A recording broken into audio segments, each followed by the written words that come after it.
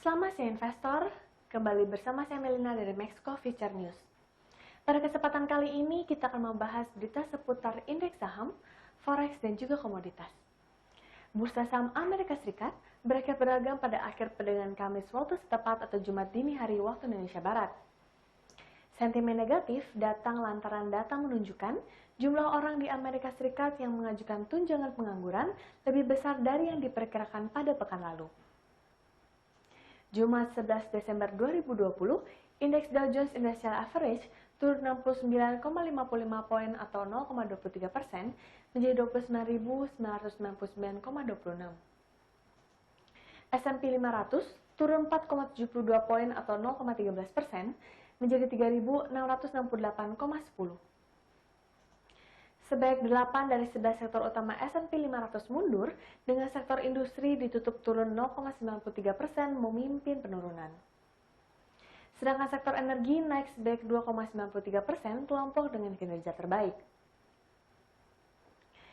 Indeks komposit Nasdaq naik 66,85 poin atau 0,54% menjadi 12.405,81. Wall Street mempertimbangkan prospek paket tambahan bantuan COVID-19 karena anggota parlemen berjuang untuk mendorong stimulus fiskal baru sebelum akhir tahun. Sedangkan klaim pengangguran Amerika Serikat tetap tinggi karena infeksi COVID-19 yang melonjak negara tersebut terus berdampak pada pasar tenaga kerja. Departemen Tenaga Kerja melaporkan klaim pengangguran awal Amerika Serikat, yaitu cara kasar untuk mengukur PHK, melonjak menjadi 853.000 dalam pekan yang berakhir 5 Desember dan melampaui perkiraan Dow Jones di angka 730.000. Ini menandai jumlah klaim awal tertinggi yang diajukan sejak bulan September.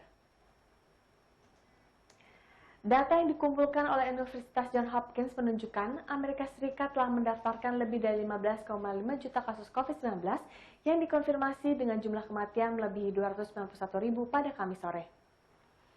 Angka ini terus melonjak meski pemerintah Amerika Serikat berupaya menekan penyebaran. Bursa saham Asia diperdagangkan beragam pada Jumat hari ini, karena investor mempertimbangkan prospek kesepakatan stimulus terhadap data tenaga kerja Amerika Serikat yang mengecewakan. Berdasarkan data dari Bloomberg, indeks Topix dan Nikkei 225 Jepang melemah masing-masing 0,25% dan 0,7%, sedangkan indeks Kospi Korea Selatan menguat 1,14%. Sementara itu, indeks Hang Seng Hong Kong menguat 0,63%. Di China, indeks Shanghai Composite dan CSI 300 menguat masing-masing 0,21% dan 0,22%. Bursa saham di Asia berfluktuasi tanpa ada tanda-tanda terobosan pada isu-isu utama yang telah disepakati oleh anggota parlemen Amerika Serikat. Kamis pagi, indeks sempat pulih setelah Menteri Keuangan Steven Mnuchin dan Ketua DPR Nancy Pelosi mengutip kemajuan menuju kesepakatan. Nasib paket bantuan tambahan masih belum terselesaikan karena Demokrat dan Republik terus bernegosiasi. Pemimpin mayoritas Senat Mitch McConnell sekarang menyetujui proposal Mnuchin senilai 916 miliar dolar dan menyebutkan perlunya melakukan segala yang dapat dilakukan untuk membantu perekonomian. Sementara itu, Nancy Pelosi memperkirakan rencana stimulus senilai 908 miliar US dollar masih disusun oleh sekelompok anggota parlemen bipartisan sebagai jalan terbaik untuk mencapai kesepakatan. Beralih ke berita komoditas, emas berjangka di divisi COMEX New York Stock Exchange turun pada akhir perdagangan Kamis waktu setempat atau Jumat dini waktu Indonesia Barat. Katalis negatif menimpa harga emas dunia karena vaksin COVID-19 siap didistribusikan di Amerika Serikat. Jumat 11 Desember 2020, kontrak emas teraktif untuk pengiriman Februari turun 1,1 dolar atau 0,06% menjadi 1.837,4 dolar per troy ounce. Badan Pengawas Obat dan Makanan Amerika Serikat diprediksi segera mengesahkan penggunaan darurat vaksin COVID-19 yang akhirnya memicu bearish untuk emas. Jika tidak disetujui, emas berpeluang mendapatkan lebih baik dukungan. Sedangkan harga minyak mentah kembali menguat hingga 1% pada perdagangan hari ini.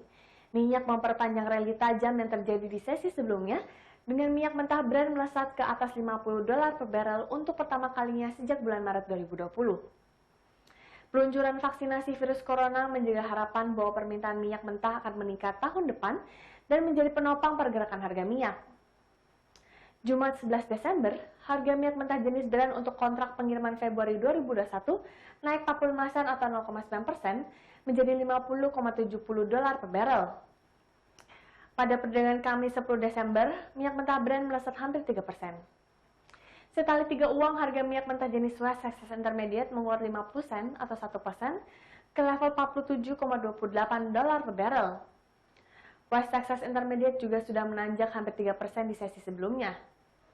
Ini membuat harga minyak ditetapkan untuk keuntungan minggu ke-6 berturut-turut karena uji coba vaksin COVID-19 yang menjanjikan.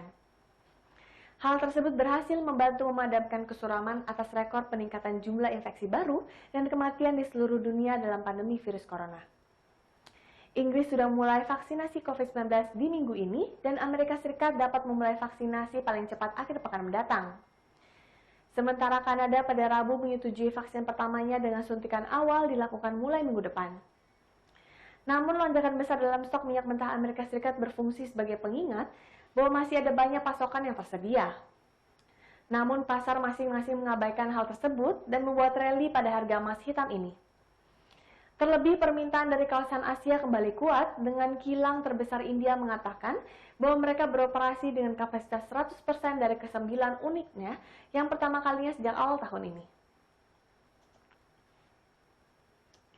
Sekian berita seputar indeks saham, forex, dan komoditas untuk hari ini. Saya Melena pamit undur diri, terima kasih dan sampai jumpa lagi.